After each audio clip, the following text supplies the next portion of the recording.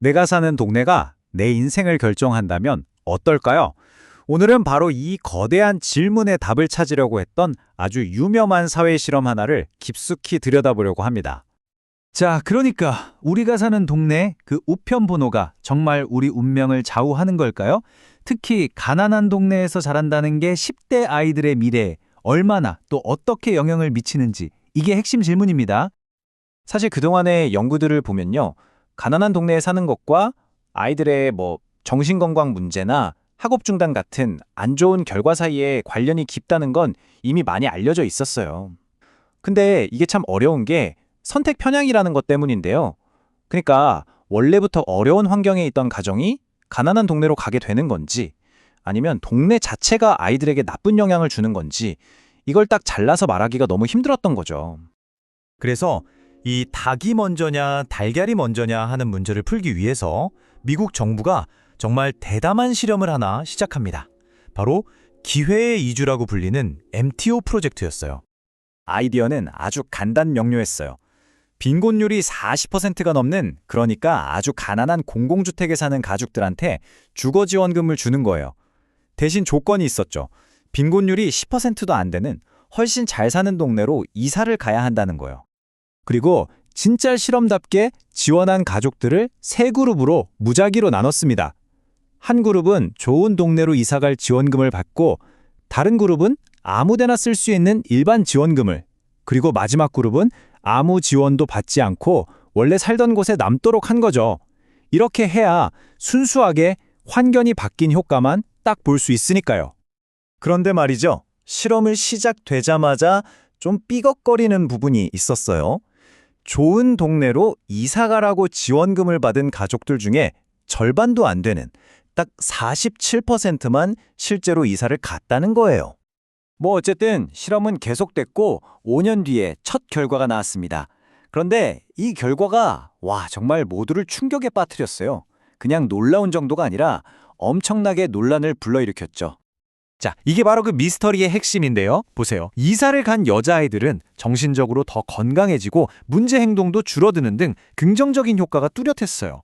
그런데 남자아이들은 정반대였어요. 오히려 문제 행동이나 범죄율이 더 늘어나는, 그러니까 프로그램이 독이 된 것 같은 결과가 나온 겁니다. 아니, 어떻게 똑같은 환경 변화가 여자애들한텐 약이 되고 남자애들한텐 독이 될 수 있을까요? 이 황당한 결과 때문에 학계와 정책 담당자들 모두가 정말 큰 혼란에 빠졌습니다. 도무지 설명이 안 됐거든요. 시간이 한참 흐른 뒤에 어떤 연구자들이 혹시 우리가 뭔가 아주 중요한 단서 하나를 놓치고 있는 건 아닐까 하는 생각을 하게 됩니다. 그 단서가 뭐였냐면요. 바로 시간이었습니다. 이사를 갔다는 사실 자체가 중요한 게 아니라 그 새로운 동네에서 얼마나 오래 살았는지가 핵심이었던 거죠. 알고 보니 이사간 가족들 대부분이 딱 1년 정도만 살고 다시 원래 살던 동네랑 비슷한 곳으로 돌아갔더라고요. 그래서 2011년에 나온 한 연구가 분석 방법을 완전히 바꿉니다. 이사를 가서 잠깐 살다 나온 사람들 말고 새로운 동네에 5년 가까이, 그러니까 장기적으로 뿌리 내리고 산 가족들만 따로 떼어서 분석해보기로 한 거예요. 근데 여기서 정말 흥미로운 점은요. 이 장기 거주 그룹이 이사간 전체 가구 중에서 고작 25%, 그러니까 4분의 1밖에 안 됐다는 거예요. 아주 소수였던 거죠.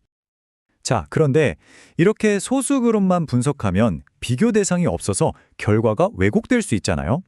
그래서 연구진들이 아주 똑똑한 통계 기법을 썼습니다. 이 장기 거주 가족이랑 모든 조건이 거의 똑같은, 말하자면 도플갱어 같은 가족을 원래 동네에 남았던 통제 그룹에서 찾아서 1대1로 비교한 거예요. 훨씬 공정한 비교가 가능해졌죠. 자, 이렇게 분석의 관점을 바꾸니까 결과가 어떻게 됐을까요? 이 장기 거주라는 렌즈로 다시 들여다본 세상이 이전과 어떻게 달라졌는지 지금부터 한번 보시죠. 결과를 보기 전에 원래 결과가 어땠는지 다시 한번 기억해 볼까요? 여자아이들은 좋아졌는데 남자아이들은 오히려 나빠졌던 바로 그 수수께끼 같은 결과 말이에요. 그런데 짠! 장기 거주자들만 놓고 보니까요. 이 모든 미스터리가 풀려버립니다. 그림이 완전히 달라졌죠? 제일 중요한 변화는 남자아이들에게서 나타났던 그 모든 부정적인 효과가 그냥 싹 사라졌다는 겁니다. 여자아이들 경우는 어땠을까요? 기존에 좋았던 효과들은 그대로 나타났고요. 거기에 더해서 학교 출석률이나 졸업률 같은 교육적인 면에서도 아주 뚜렷한 긍정적인 효과가 추가로 발견됐습니다. 그리고 가장 결정적인 건 이거예요.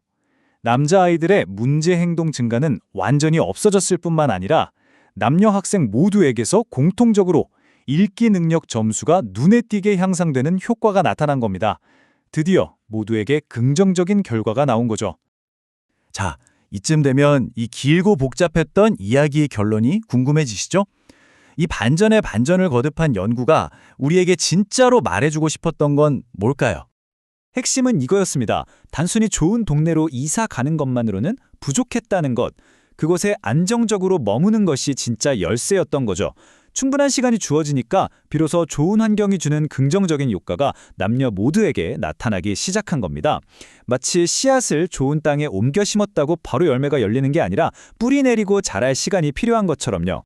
그래서 연구자들은 이렇게 결론을 내립니다. 저소득층 가구를 그냥 좋은 동네로 이사만 시켜줄 게 아니라 그들이 그 동네에서 잘 정착하고 이웃들과 어울리면서 안정적으로 살아갈 수 있도록 돕는 정책적인 지원이 반드시 함께 가야 한다는 거죠. 결국 이 재분석 연구는 우리에게 더 근본적인 질문을 던지고 있습니다. 진정한 의미의 기회란 과연 무엇일까요? 단순히 더 나은 장소로 옮겨주는 것만으로 충분할까요? 아니면 그 장소에서 뿌리 내릴 수 있도록 기다려주는 시간과 넘어지지 않게 붙잡아주는 지원까지 포함하는 것일까요? 아마도 답은 후자에 더 가까울 것 같습니다.